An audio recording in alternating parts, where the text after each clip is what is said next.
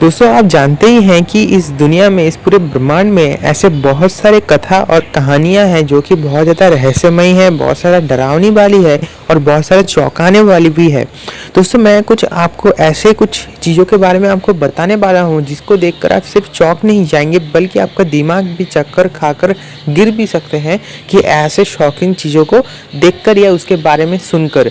दोस्तों ये बहुत सारे जो ब्रह्मांड के जो हमारे पृथ्वी से बनाई हुई चीज़ें हैं, तो उसके बाद पहले हम बात कर लेते हैं कि दोस्तों क्या आप जानते हैं कि पहले पृथ्वी बना या पहले तारे बने, यानी कि अर्थ पहले बना यानी या फिर स्टार्स पहले बना। तो दोस्तों आंसर है कि स्टार्स। दोस्तों स्टार्स पहले बना है, उसके बाद ही पृथ्वी बना है। दोस्तों पृथ्वी बनने के पहले एक चीज़ हुआ था जिसको हम जानते हैं सुपरनोवा एक्सप्लोशन। दोस्तों सुपरनोवा जो एक्सप्लोशन हुआ था वहाँ पर बहुत सारे केमिकल कंपाउंड्स आपस में टकराए, मिले, खिले और जिस तरफ से वो एक साथ टकराए थे उसी तरह से वहाँ पर कुछ केमिकल रिएक्शंस भी हुआ था। दोस्तों उस केमिकल रिएक्शंस की वजह से हमारा जो पृथ्वी है, हमारा जो अर्थ है, वो धीरे धीरे बनने लगा।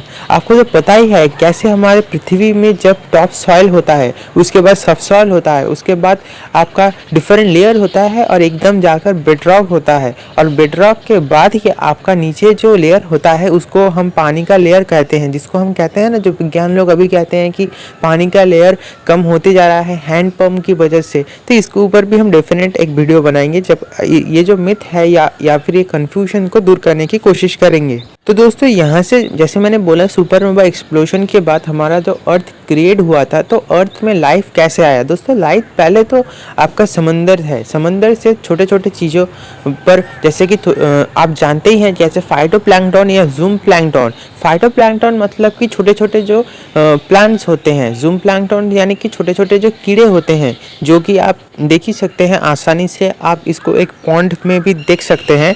दोस्तों इसी तरह से ये छोटे छोटे चीज़ों से ये कॉम्प्लेक्स होते गए, इनके अंदर अपने आप एक एडेप्टेशन आता गया और फिर धीरे धीरे जो पहले हम जानते हैं जो मनुष्य है यानी कि जो ह्यूमंस है, तो दोस्तों जो ह्यूमंस है वो तो होमो सैपियंस से आए हैं। होमो सैपियंस मतलब कि एक तरीके से एक बंदर है, तो उनके अंदर थोड़ा एडेप्टेशन हुआ, उनके जो वर्टिब्रल है धीरे धीरे जब बेंड था और धीरे धीरे जब ऐसे स्ट्रेट हुआ, तो एकदम स्ट्रेट जब हो गया तब इंसान का जन्म हुआ।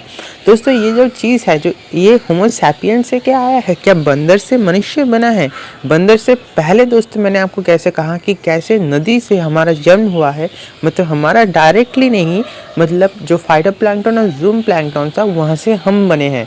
दोस्तों ये सब चीज़ तो है, पर हम इंसानी शरीर में जो अब हम कहते हैं हमारे लंग्स में ऑक्सीजन रहता है और हमारे जो ब्लड में आयरन रहता है, आयरन पिगमेंट जिसको हम हेमोग्लोबिन कहते हैं, तो उसी तरह से दोस्तों जैसे कि हम कहते हैं कि ये जो कैल्शियम है हमारे बोन में, हम कहते हैं ना कि रोज़ मिल्क पियो, दूध पियो तो आपका कैल्शियम का कोई भी नहीं होगा। मतलब कि अगर कैल्शियम नहीं आया, किसी बच्चे को अगर कैल्शियम की बीमारी है तो उनको रिकेट्स हो सकता है, यानी कि विटामिन डी नहीं है उनके अंदर। तो ये बात तो है, इसके लिए मिल्क तो बहुत ज़रूरी बनता है। पर दोस्तों आपको क्या पता है ये जो कैल्शियम है, ये कैल्शियम कहाँ से आता है और ये कैसे आता है। दोस्तों ये जो कैल्शियम है दोस्तों, ये कैल्शियम लगा जो स्टार्स में भी था। दोस्तों स्टार्स से हमारे शरीर में ये कैल्शियम तैयार हुआ है। यहाँ से ये पता चलता है कि कैसे हमारे जो सुपरनोवा यानी कि बिग बैंग जो एक्सप्लोजन हुआ है वहाँ से इंसानी जो चीज़ें हैं यानी कि इंसानी शरीर का निर्माण वहाँ से ही हुआ है। अब अगर देख ले जो हमारे जो कैल्शियम बोन्स है, इस बोन या कार्टिलेज जो भी हम कहें, तो ये अपने आप जो फॉर्मेशन लिया है केमिकल कंपाउंड्स के स्ट्रैगर्ड होने के कारण, यानी कि बहुत सारे केमिकल्स एक साथ आए, जुड़े, मिले, खिले और वहाँ से जो कैल्शियम तैयार किए।